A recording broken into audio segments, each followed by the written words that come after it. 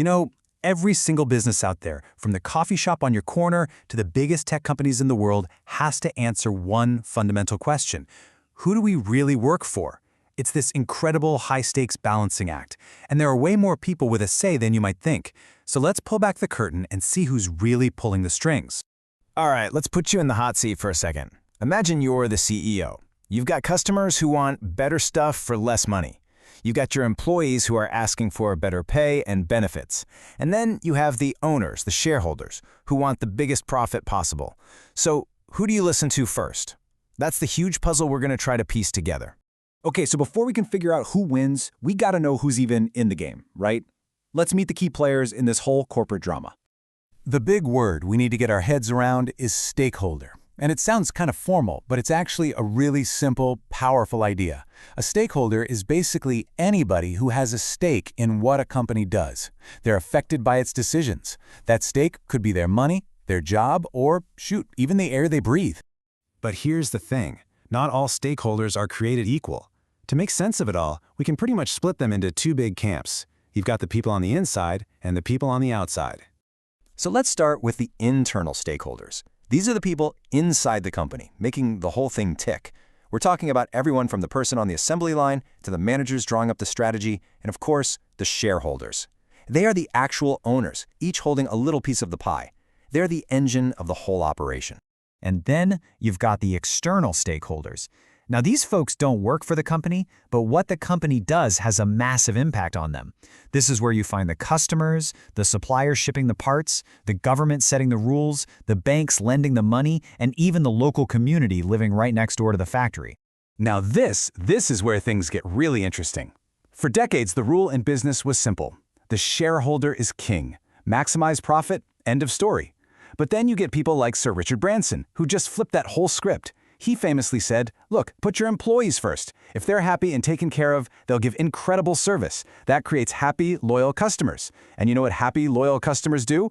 They bring in more profit, which makes the shareholders happy anyway. It's a powerful idea. But what happens when what these different groups want completely clashes? You know, when something that's great for employees is actually bad for shareholders?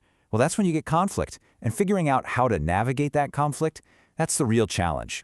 It's like a constant game of tug-of-war. A decision that benefits one group often comes at the direct expense of another. It's just impossible to please everyone, all the time. I mean, think about it. Giving employees a huge pay raise is fantastic for them, but that money has to come from somewhere, which often means smaller profits for shareholders. And here's a perfect real-world example. Imagine a company decides to automate its factory with more technology. For the employees, that's a huge red flag. Their jobs could be on the line. But for customers, this could lead to lower prices, which is a big green light. And for shareholders, this could mean way higher profits down the road. So you see, one decision creates a totally different reality for each group. So how in the world do managers deal with this minefield of conflicting needs? Well, they don't just wing it. They actually use a really smart tool to bring some order to all the chaos. And that tool is called stakeholder mapping. It's a way to literally visualize and analyze all these different groups so you can figure out who you really need to focus on and how. You can think of it as a manager's strategic playbook. And here it is. The map works on two simple but absolutely critical ideas. The vertical axis, going up and down, that measures a stakeholder's power, how much they can actually influence the company.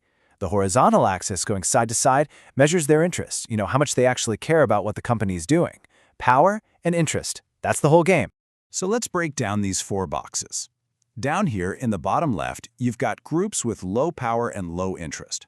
They can't really rock the boat, and frankly, they're not paying that much attention. So the strategy is pretty straightforward. Minimal effort. You give them the basic info they need, but you don't pour tons of resources into it.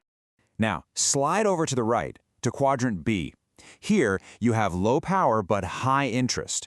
A perfect example is a local community group that's worried about noise. They can't fire the CEO, but you better believe they're watching your every move. The strategy here, keep them informed, be open, communicate, and show them that you're actually listening. Let's jump up to quadrant C. This one's tricky. High power, but low interest. I like to think of these as the sleeping giants. Imagine a huge investment fund that owns a ton of your stock but doesn't really care about the day-to-day stuff, as long as their dividend checks keep coming.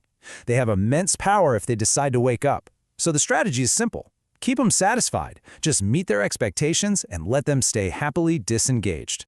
And finally, the top right corner, quadrant D.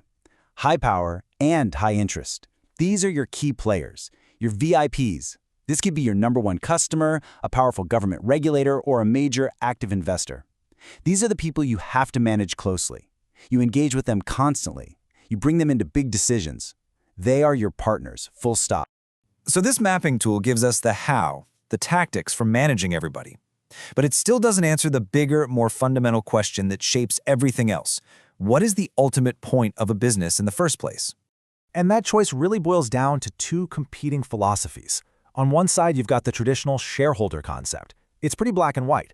A business's only job is to make as much money as possible for its owners, period. On the other side, you've got the stakeholder concept. This view says a business is more like a partnership. Its goal is to create value for everyone involved, not just the owners, and to accept that it has responsibilities that go way beyond just what the law demands.